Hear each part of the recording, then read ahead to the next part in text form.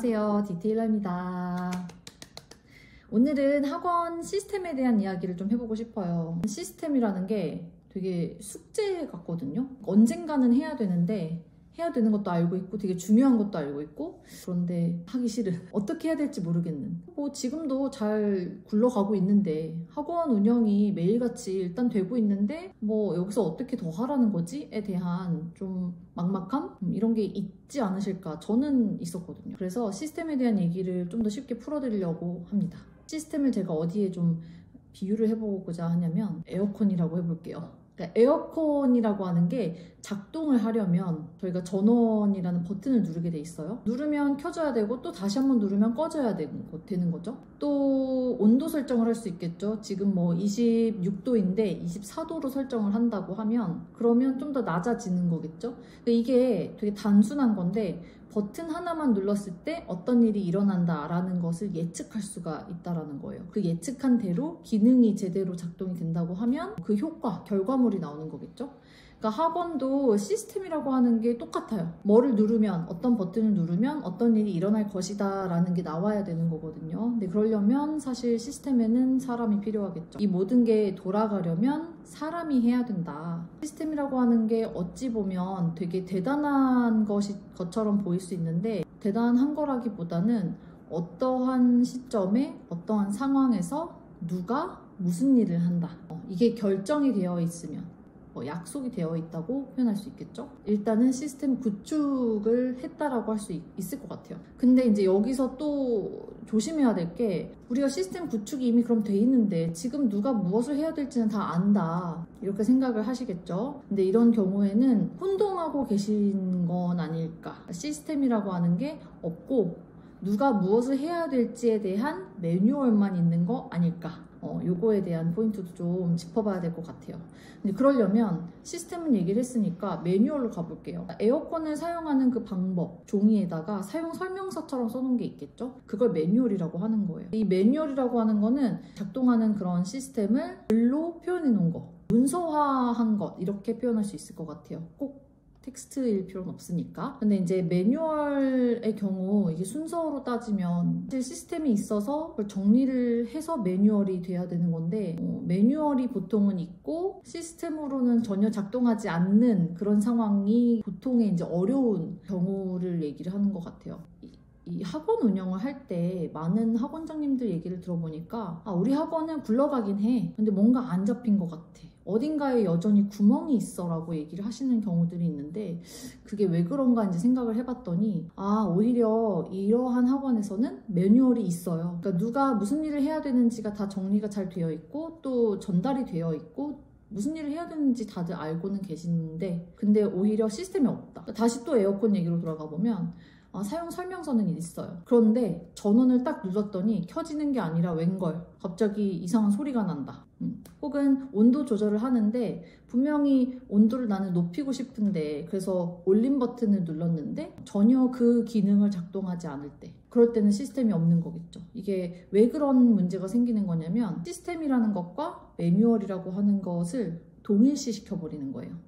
혹은 이제 헷갈려 하는 거죠. 어떤 게 시스템이고 어떤 게 매뉴얼인지를 잘 모르시는 경우인 건데, 여기서 잘 살펴봐야 될 게, 이제 매뉴얼의 경우는 각각에게 주어졌다라고 이제 했을 때 각각은 무슨 일을 해야 되는지 알아요. 선생님이면 내가 해야 될 일이 뭔지 하루 기준으로 알고 주간 일정대로 알고. 근데 이제 중요한 건 시스템이라고 하는 건 각 개인이 자기가 무슨 일을 해야 될지만 아는 것으로 끝나면 절대 안 되고, 내가 하는 일이 유기적으로 결국에는 다른 사람과의 업무와 어떤 식으로 만나는지, 또 이게 만났을 때는 또 다른 어떤 결과를 낳는지, 이 구조 자체를 다 이해시켜야지만 시스템이라고 할 수 있는 거거든요. 그러니까 그런 면에서는 매뉴얼만 있다고 될 게 아니라 소통하는 그 흐름도도 필요한 거죠. 내가 어떤 일을 하는데 그다음에 너는 뭘 해줘야 돼, 혹은 내가 어떤 일을 하고 있을 때 동시에 너는 어떤 일을 하고 있어야 해. 그러면 어떠한 결과물이 나오거든. 이러한 소통의 순서가 있어야 되고 업무가 처리되는 그 흐름이라고 하는 게 나와 있어야 돼요. 보통 그게 없어서 이제 뭔가를 해야 되는데 이건 뭔지 모르겠고 매뉴얼을 왜 다시 만들라는 건지도 모르겠어요. 아니면 시스템을 구축하라고 하는데 매뉴얼이 결국엔 시스템 아닌가요? 이제 이런 얘기들을 하실 때 그거에 대한 답변이 좀 되지 않을까. 시스템과 매뉴얼은 굉장히 다른 것이고 시스템은 작동하고 있는 그 자체를 얘기하는 거라고 하면 매뉴얼은 그 작동하고 있는 시스템을 문서화시킨 것. 여기에서의 핵심은 결국에는 작동이 되어야 되니까 사람이 필요한데 그 사람이 각자 자기가 맡은 바 이것만 알면 되는 게 아니라 내가 하는 일이 결국에는 남에게는 어떤 이제 영향을 끼치는지까지 알아야 되는 거고 업무의 순서를 알아야 된다. 이제 학원에서 이제 시스템이랑 매뉴얼 이거 순서를 좀 잡아본다고 하면 선 시스템이고 후 매뉴얼은 맞아요. 근데 뭐를 해야 될지 잘 모르시거든요. 그래서 좀 제가 했던 방법을 소개를 해드릴 건데 저는 관찰을 해요. 강사가 하고 있는 하루의 일 업무를 다 관찰하는 거죠. 그러면서 뭘 쓰냐면요. 이건 아닌데 왜 저렇게 업무 처리를 했지? 이 부분들을 따로 정리를 해요. 그러니까 결론적으로는 뭐냐면 내가 생각하기에 강사가 해야 될 업무가 출근해서부터 퇴근하기 전까지 해야 되는 일들이 막 나열이 되는데 그걸 그냥 나열한다고 사실 매뉴얼이 되는 건 아니기 때문에 여기에서 내가 더 나아가서 어떤 것들은 하면 안 되는지 해야 될 것, 하지 말아야 할 것, 그리고 해도 되는 것 허용 범위가 어느 정도 있는 업무 이렇게 나열을 하는 거죠. 근데 이렇게 하는 데에는 원칙이라고 하는 게 분명히 있을 거예요. 그래서 우리 학원만의 어떤 원칙이 있기 때문에 상담을 할 때에는 뭐는 꼭 해야 되고 어떤 건 꼭 하지 말아야 하는 거고 어떤 거는 상황에 따라서 좀 유연하게 해도 된다 하는 것들은 이제 구분할 수 있는 거겠죠. 그 다음이 뭐 해야 되냐면 전 구성원이 따라야 될 그 규칙, 룰이라고 하죠. 룰을 정하는 거예요. 그래서 정해서 공유까지 이제 돼야 되는데 여기에서 따라야 한다라는 규칙이라면은 어떤 의미냐면 빨간불이면 멈춰야 되고 초록불이면 가야 된다. 이 정도의 규칙이에요.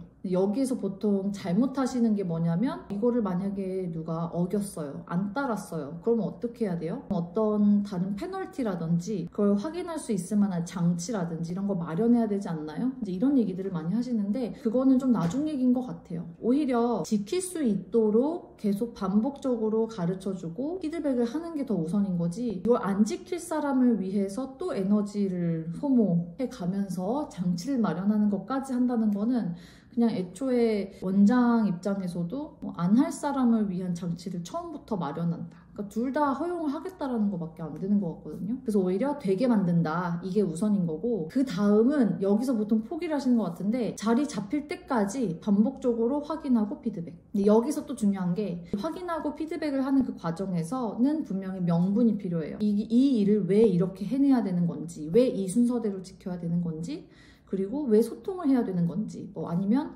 왜 보고 기록을 해야 되는 건지 그거에 대한 근거가 확실하게 있어야 일하는 사람 입장에서도 이게 그냥 단순하게 나한테 업무를 주기 위함이 아니라 이렇게 해야만 하나의 유기적인 시스템으로서 작동을 하는구나라는 것을 이해했을 때 그때는 자기 몸이 반응을 해주는 거거든요. 근데 그런 게 없이 하다 보면 사실 이유를 잘 모르겠다. 그냥 시키는 거를 해야 되는 상황이니까 잔소리처럼만 느껴지겠죠. 그냥 일이 많다라고 느껴질 거예요. 자, 그 다음에 이게 작동이 되는 것까지 확인을 하고 난 다음에는 이제 글로 정리를 하시는 거예요. 이게 매뉴얼이라고 하는 것이 사실은 시스템이 갖춰져 있지 않으면 나올 수가 없어요. 여기에서 또 하나의 팁이 이 모든 과정에서 이제 원장님들이 잘못하고 계시는 부분 중에 하나가 내가 직접 해야 되는데 각각의 담당자한테 작성해봐. 지금 너가 하고 있는 일 여기에다 좀 정리 좀 해줘요. 이 사람한테 너가 하고 있는 일 정리해서 주세요. 이렇게 하다 보면 취합은 되는데 중요한 거는 그 사람조차도 사실 내가 어떤 업무까지 해야 되는지를 잘 모를 거거든요. 그런 경우 또 하나는 원장님 입장에서는 어떤 일까지 다 해야 된다라고 생각은 하고 있는데 각각의 담당자한테 써달라고 했더니 되게 일부만 적어서 보내는 경우가 있어요. 그 또한 자기가 해야 될 일이 뭔지 몰라서일 수도 있고요.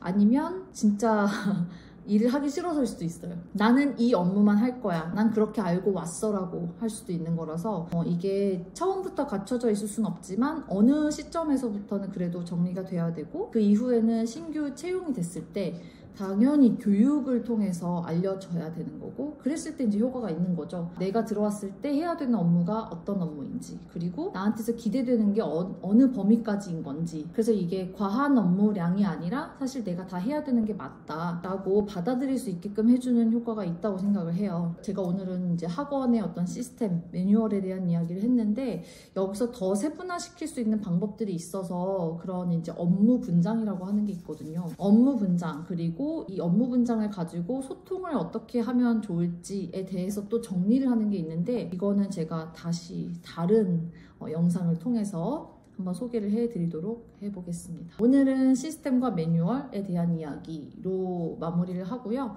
다음 시간에 다시 또 좋은 이야기 가지고 돌아오겠습니다. 감사합니다.